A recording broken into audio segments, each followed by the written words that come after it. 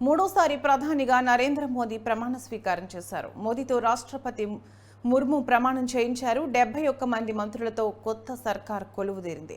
అమిత్ షా, రాజ్నాథ్, గడ్కరీ, నిర్మలా, జైశంకర్లకు మళ్లీ ఛాన్స్ లభించింది. తెలంగాణ తరపున కిషన్ రెడ్డి, బండి సంజయ్లకు కేంద్ర కేబినెట్లో చోటు లభించగా ఏపీ నుంచి రామ్మోహన్ నాయుడు, పెమ్మసాని శ్రీనివాస వర్మకు అవకాశం దక్కింది. 3 సార్లు శ్రీకాకుళం నుంచి టీడీపీ ఎంపీగా గెలిచిన రామ్మోహన్ నాయుడుకి కేంద్ర మంత్రివర్గంలో చోటు లభించింది. టీడీపీకి వీర విధేయుడిగా, సౌమ్యుడిగా పేరున్న రామ్మోహన్ నాయుడుని మంత్రి పదవి వరించింది. తండ్రి దివంగత ఎర్రన్నాయుడు రోడ్డు ప్రమాదంలో మృతి చెందడంతో 2014లో రామ్మోహన్ నాయుడు రాజకీయ రంగప్రవేశం చేశారు. పార్లమెంట్లో ప్రజా సమస్యలపై నిరంతరం పోరాడారు. 3 సార్లు భారీ మెజారిటీతో గెలిచి హ్యాట్రిక్ కొట్టారు.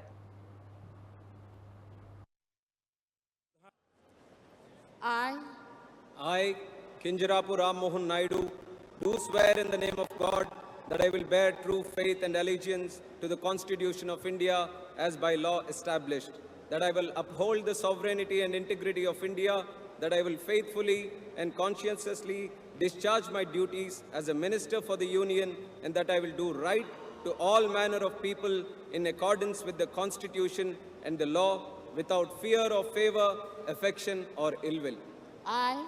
I, Kinjarapu Rammohan Naidu, do swear in the name of God that I will not directly or indirectly communicate or reveal to any person or persons any matter which shall be brought under my consideration or shall become known to me as a minister for the Union, except as may be required for the due discharge of my duties as such minister. Guntur జిల్లా బుర్రిపాలెం నుంచి America వెళ్లి అంతర్జాతీయ గుర్తింపు తెచ్చుకున్న TDP నేత పెమ్మసాని చంద్రశేఖర్ కేంద్ర మంత్రి అయ్యారు. అన్నీ అనుకున్నట్లుగా జరిగి ఉంటే పెమ్మసాని చంద్రశేఖర్ 2014లోని ఎంపీగా పోటీ చేసేవారు. వివిధ రాజకీయ పరిణామాల నేపథ్యంలో ఆయన పోటీ చేయలేదు.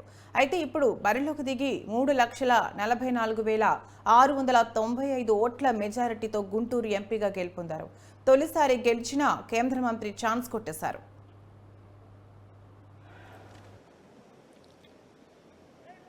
I, Dr. Pemmasani Chandrasekhar, do solemnly affirm that I will bear true faith and allegiance to the Constitution of India as by law established, that I will uphold the sovereignty and integrity of India, that I will faithfully and conscientiously discharge my duties as a Minister of State for the Union, and that I will do right to all manner of people in accordance with the Constitution and the law, without fear or favor, affection or ill will.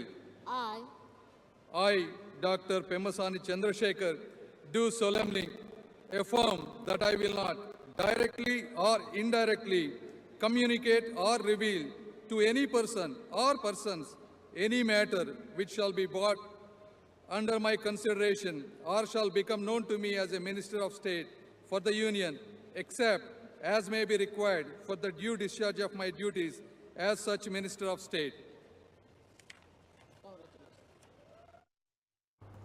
Party పేరునే ఇంటి పేరుగా మార్చుకున్న BJP MP Bhupathiraju Srinivasa Varma కేంద్ర మంత్రిగా బాధ్యతలు చేపట్టారు. Narasapuram parliament నియోజకవర్గ పరిధిలో బీజేపీ వర్మగా ఆయన ప్రసిద్ధి చెందారు. 34 ఏళ్లుగా పార్టీ కోసం నిర్విరామంగా కృషి చేస్తూ పార్టీ సిద్ధాంతాలకు కట్టుబడ్డారు. ఆ విధేయతతోనే పార్టీ టికెట్ దక్కించుకున్నారు. ప్రజాక్షేత్రంలో భారీ విజయాన్ని అందుకున్నారు. తొలి విజయంలోని మోదీ కేబినెట్లో సహాయ మంత్రి పదవి దక్కించుకున్నారు. భూపతిరాజు శ్రీనివాస్ వర్మ.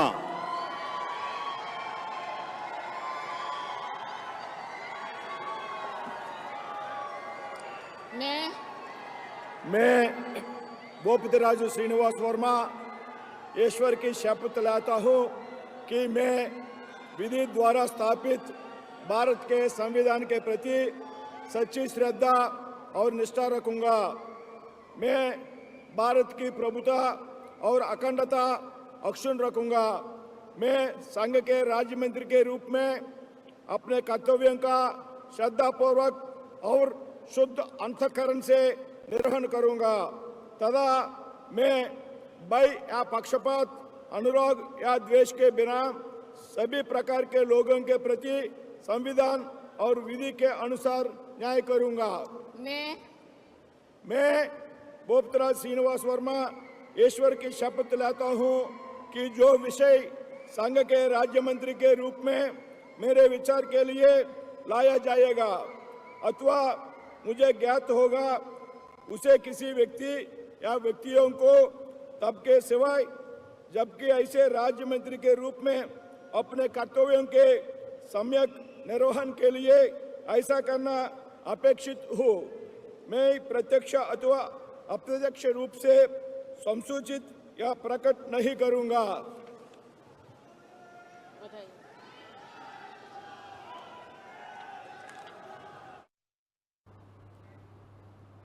బీజేపీలో సామాన్య కార్యకర్తగా ప్రస్థానం ప్రారంభించిన బండి సంజయ్ కేంద్ర సహాయ మంత్రిగా ప్రమాణ స్వీకారం చేశారు.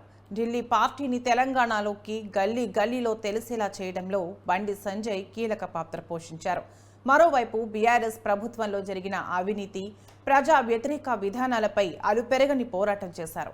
దీంతో బండి సంజయ్కి నేషనల్ లెవెల్లో క్రేజ్ వచ్చింది. मैं बंडी संजय कुमार ईश्वर की शपथ लेता हूं कि मैं विधि द्वारा स्थापित भारत के संविधान के प्रति सच्ची श्रद्धा और निष्ठा रखूंगा। मैं भारत की प्रभुता और अखंडता अक्षुण्ण रखूंगा। मैं संघ के राज्य मंत्री के रूप में अपने कर्तव्यों का श्रद्धापूर्वक और शुद्ध अंतःकरण से निर्वहन करूंगा तथा मैं भय या पक्षपात, अनुराग या द्वेष के बिना सभी प्रकार के लोगों के प्रति संविधान और विधि के अनुसार न्याय करूंगा। मैं बंडी संजय कुमार ईश्वर की शपथ लेता हूं कि जो विषय संघ के राज्य मंत्री के रूप में मेरे विचार के लिए लाया जाएगा अथवा मुझे ज्ञात होगा, उसे किसी व्यक्ति या व्यक्तियों को तब के सिवाय जबकि ऐसे राज्य मंत्री के रूप में अपने कर्तव्यों के सम्यक निर्वहन के लिए ऐसा करना अपेक्षित हो, मैं प्रत्यक्ष अथवा अप्रत्यक्ष रूप से संसूचित या प्रकट नहीं करूंगा। కిషన్ రెడ్డి రెండోసారి కేంద్ర మంత్రిగా ప్రమాణ స్వీకారం చేశారు. సికింద్రాబాద్ లోక్సభ నియోజకవర్గం నుంచి వరుసగా రెండోసారి విజయం సాధించారు. మోదీ 2.0 కేబినెట్లో పర్యాటక సాంస్కృతిక శాఖ మంత్రిగా బాధ్యతలు నిర్వర్తించారు. 2019లో మోదీ రెండోసారి గెలిచినప్పుడు కేంద్ర హోంశాఖ సహాయ మంత్రిగా కిషన్ రెడ్డి బాధ్యతలు చేపట్టారు. ఆ తర్వాత 2021లో కేంద్ర కేబినెట్ విస్తరణలో భాగంగా కేబినెట్ మంత్రి అయ్యారు. పర్యాటక శాఖ, ఈశాన్య రాష్ట్రాల అభివృద్ధి శాఖలను పర్యవేక్షించారు. मैं गंगापुरम किशन रेड्डी ईश्वर की शपथ लेता हूं कि मैं विधि द्वारा स्थापित भारत के संविधान के प्रति सच्ची श्रद्धा और निष्ठा रखूंगा। मैं भारत की प्रभुता और अखंडता अक्षुण्ण रखूंगा।